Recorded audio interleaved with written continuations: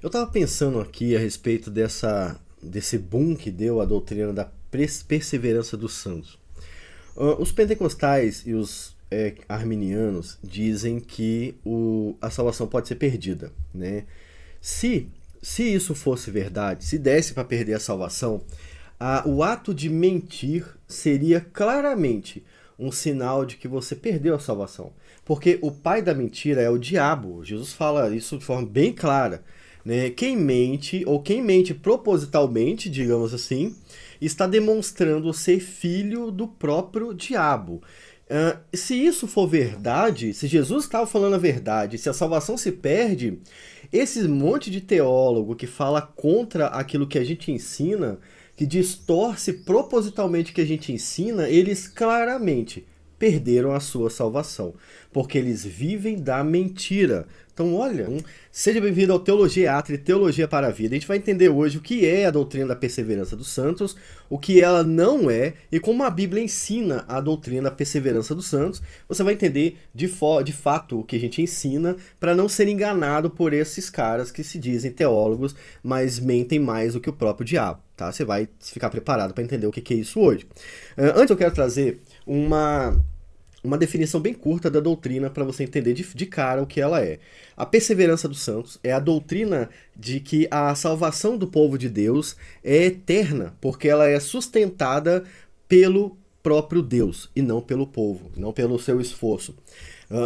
O nome dela, Perseverança dos Santos, é que acaba atrapalhando, né? Dá a entender outra coisa. O nome mais correto seria Preservação dos Santos. Esse seria o nome mais fácil de entender. Mas ficou bem conhecido como Perseverança dos Santos. De fato, ela é o ato de Deus nos preservar. Pelo seu Espírito, pela sua palavra, pelos sacramentos, de forma que ele faz com que nós continuemos no caminho e não saiamos por aí e abandonemos ele. É isso que a doutrina fala. Agora eu quero falar para vocês o que a perseverança dos santos não é. Porque existem alguns conceitos errados e alguns arminianos mentem de propósito, o que, como eu disse no início, deixa em xeque o ato deles serem ou não salvos, uma vez que eles mentem propositalmente. Presta atenção, mentir sem querer, ok, às vezes a gente erra, a gente é pecador, a gente acaba pecando mesmo.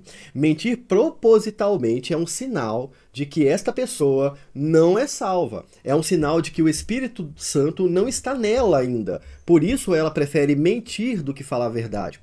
Há um monte de mentiras sobre nós por aí. O primeiro mito, primeira mentira sobre nós a respeito dessa doutrina é que a doutrina Perseverança dos Santos ensina que você pode viver no pecado deliberadamente. Não, não ensina assim. É exatamente o contrário. Deus nos preserva pela santificação. O ato de se santificar é o ato de se separar do mundo. E ele faz isso pelo Espírito Santo que habita em todos os crentes. Não são só os calvinistas, em todos aqueles que creem em Jesus, o Espírito Santo habita nesses crentes, tá? É isso que a doutrina fala. Então, o crente verdadeiro, ao invés de mentir, de roubar, ao invés de se prostituir, o crente verdadeiro vai preferir naturalmente, a vontade de Deus ao invés da vontade do mundo. E por isso ele não vai viver deliberadamente no pecado. Pelo contrário, ele vai desejar as coisas de Deus. É isso que a doutrina ensina.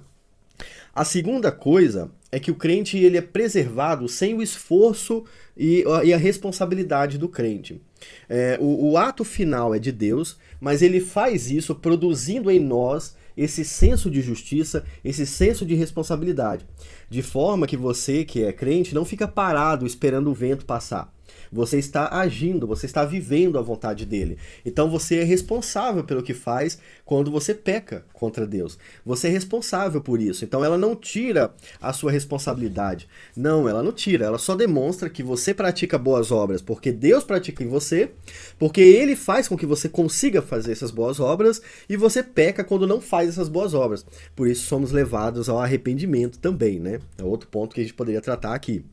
Mas um outro mito que deve trazer mais tranquilidade para quem está estudando agora, deixa eu contar uma história para vocês que eu ouvi esses dias, que eu acho que é uma mentira, mas se for verdade, o que eu vou falar agora já vai ajudar vocês também.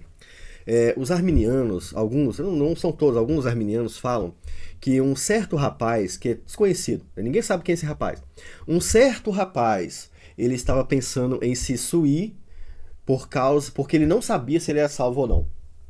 É isso. Essa história ela é universal do arminianismo e ela serve para fazer com que a pessoa tenha medo da doutrina bíblica. Ele não sabia se a pessoa, se ele era salvo ou não, e por isso ele estava pensando em se acabar com a sua própria vida.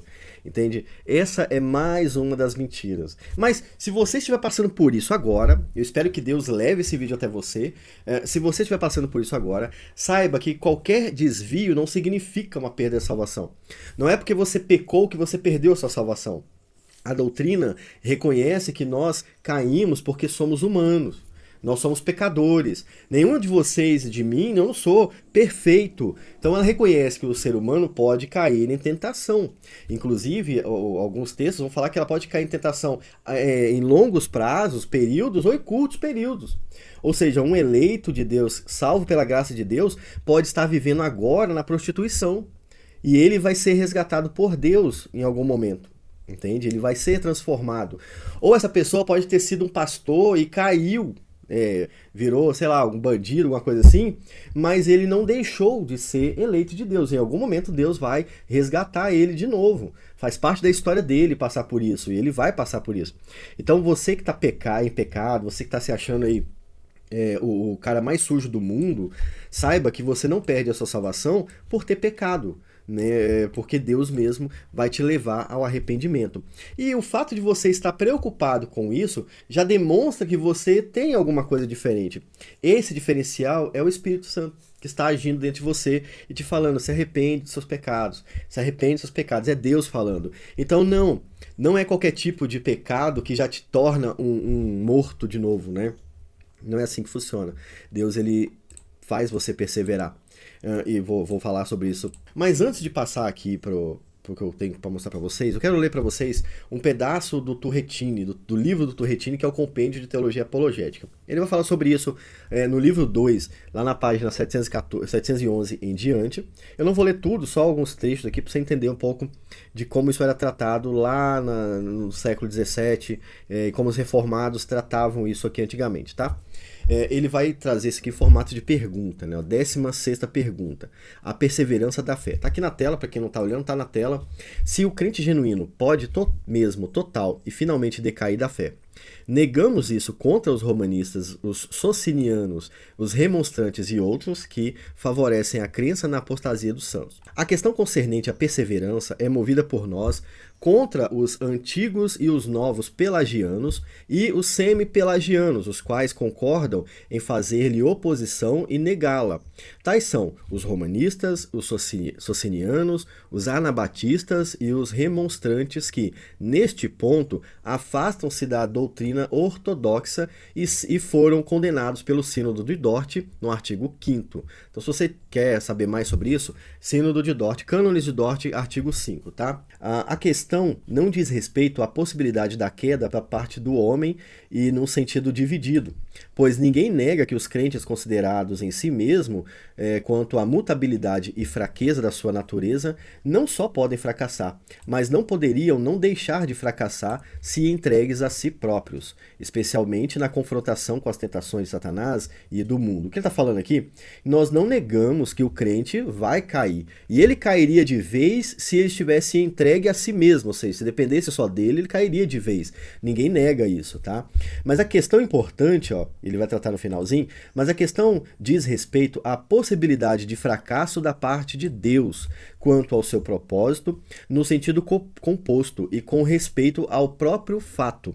Neste sentido, dizemos que sua apostasia é impossível, não absoluta e simplesmente, mas hipotética e relativamente. O que ele está falando é que a ideia de perda da salvação é uma possibilidade de Deus fracassar. Porque quando ele fala que vai salvar o povo, ele não está falando que talvez ele vai salvar o seu povo.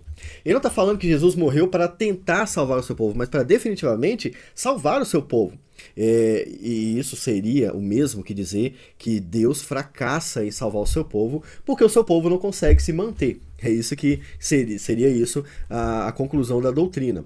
Aqui no ponto mais abaixo, ele vai falar sobre a graça de Deus, sobre a aliança da graça de Deus. Ó, esse ponto 10 aqui.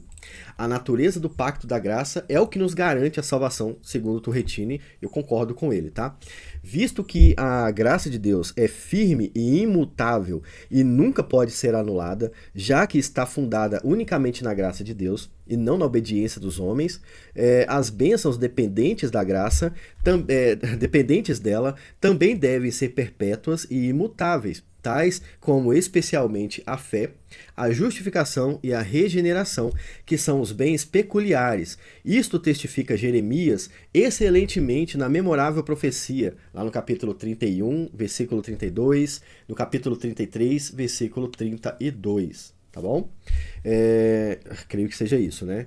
Aliás, eu acho que aqui é capítulo 31, 32 e 33 e capítulo 32. Tá bom? De Jeremias, onde não só assevera que Deus quis fazer uma nova aliança com a igreja, pela qual ele outorgaria dons salvíficos a todos, mas que ele também os faria perpétuos e eternos, tanto os acompanhando com o seu constante amor, como pondo neles o seu temor, para que não se afastem dele. E aí tem o texto aqui de Jeremias 32, versículo 40. Ó. Farei com eles uma aliança eterna, segundo a qual não deixarei de lhes fazer o bem.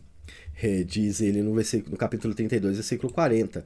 E aí também, mais adiante, ele fala o seguinte: porei o meu temor em seu coração para que nunca se apartem de mim. Ele não diz, eu os exortarei ao temor e os guiarei para que me temam, mas neles porei o meu temor a fim de que eles não se apartem. Ele está dizendo que a profecia de salvação não diria respeito a algo tentativo, a uma tentativa de salvação, mas uma conclusão. Eu vou pôr neles o meu temor. O temor aqui é o desejo de obedecer à vontade de Deus, por saber que Deus exige que a gente obedeça à vontade dele. Isso está colocado em nós. Isso não é ensinado apenas, isso está em você. O profeta Ezequiel vai falar da mesma coisa, com outras palavras. Ele vai falar que Deus coloca o seu espírito em nós para que nós obedeçamos a ele.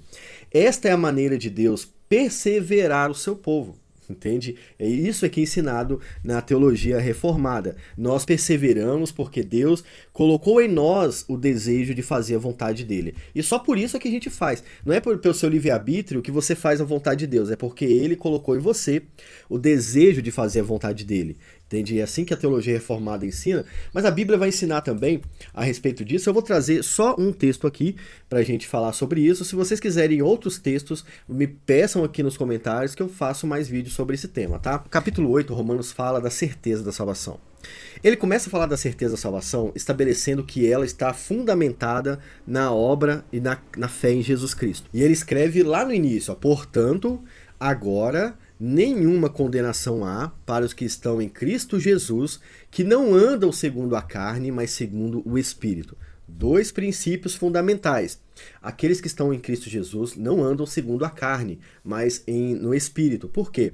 Como o Turretini falou, era parte da profecia de Deus colocar esse temor dentro dos nossos corações. Então aquele que crê em Jesus, aquele que está em Jesus, ele deseja, por causa da obra de Deus em nós, e andar segundo o Espírito. Para essas pessoas que são verdadeiramente cristãs, que realmente obedecem à vontade de Deus, que sentem desejo de obedecer à vontade de Deus, que amam a sua palavra, que amam o povo de Deus, que ama professar a sua fé, para estas pessoas não há condenação. Por quê? Por causa de Cristo Jesus. Porque a lei do Espírito da vida, em Cristo Jesus, me livrou da lei do pecado e da morte. Veja que o mérito aqui é de Cristo, tá bom? Não é seu.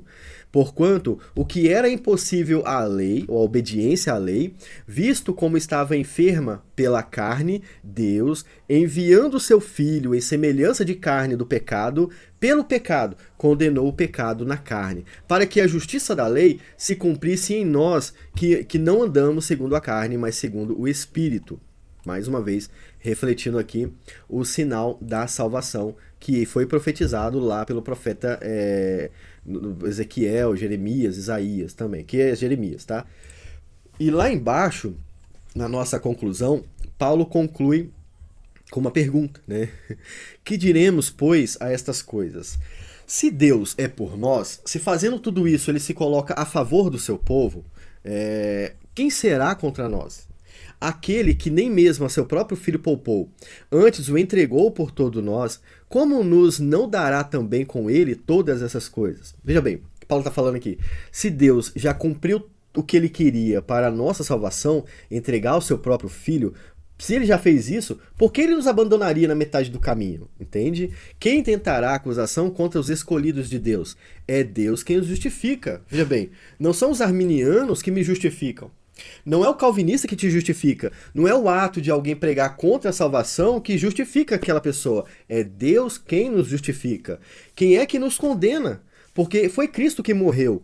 E antes, foi Cristo que ressuscitou dentre os mortos. Veja bem, você está falando que o fulano de tal perdeu a salvação, não foi você que morreu por ele.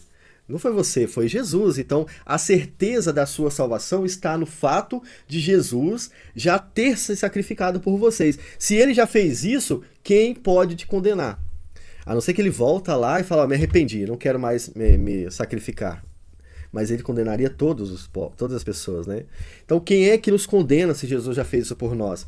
Quem é que nos separa do amor de Cristo? A tribulação nos separa do amor de Cristo? Óbvio que não. Ou a angústia, a tristeza? Não. A perseguição nunca separou você de Cristo. A fome? Não. Por amor de ti, somos entregues à morte todo dia. Somos reputados como ovelhas para o matadouro. Mas em todas estas coisas, somos mais do que vencedores. Por quê? Eu obedeci tudo certinho? Não, por aquele que nos amou. Porque eu estou bem certo, Paulo falando, que nem a morte, nem a vida, nem os anjos, nem os demônios, nem as potestades, nem o presente, nem as coisas que vão acontecer, nem a altura, nem a profundidade, nem alguma outra criatura nos poderá separar do amor de Deus que está em Cristo Jesus. Com todas as letras, a Bíblia define claramente, não há perda de salvação. Nada pode nos separar do amor de Deus que está em Cristo Jesus. Então, quando alguém fala contra a doutrina da perseverança dos santos, ele está dizendo que esse texto de Paulo é falho, que esse texto de Paulo não está certo, que Paulo errou, ou que Deus errou em ter morrido por alguém que pecou, né? E é por isso a doutrina que prega a perda de salvação, ela deve ser não apenas negada pelo crente que conhece a Bíblia, como rejeitada pela igreja. E, infelizmente, não é isso que tem acontecido, né? As pessoas têm acabado se voltando contra a palavra de Deus, infelizmente. Até agora, né? Você, pelo menos, já entendeu o que é ensinado na doutrina da perseverança dos santos. Agora, se você quiser se aprofundar mais, leia todo o texto à vontade, não tenha pressa. Leia o texto bíblico. Ele vai ser suficiente para te ensinar. Ah, eu não acredito no Devaí, ele é mentiroso. Leia o texto bíblico. Simples. Eu não preciso fazer nada. Eu não preciso nem me preocupar se você não acredita em mim. Leia o texto bíblico. Portanto, agora, nenhuma condenação há para os que estão em Cristo Jesus. Nenhuma condenação há para os que estão em Cristo Jesus. Porque eles foram transformados. Eles são perseverados por Deus. Não há nenhuma condenação para aqueles que Deus justifica. É o Espírito de Deus que faz isso em você. E se você quiser se aprofundar ainda mais, bota nos comentários mais alguma dúvida que a gente grava aqui para você também. Fiquem todos com Deus, eu gosto muito de falar desse tema, eu vou falar das outras doutrinas também em breve e tchau.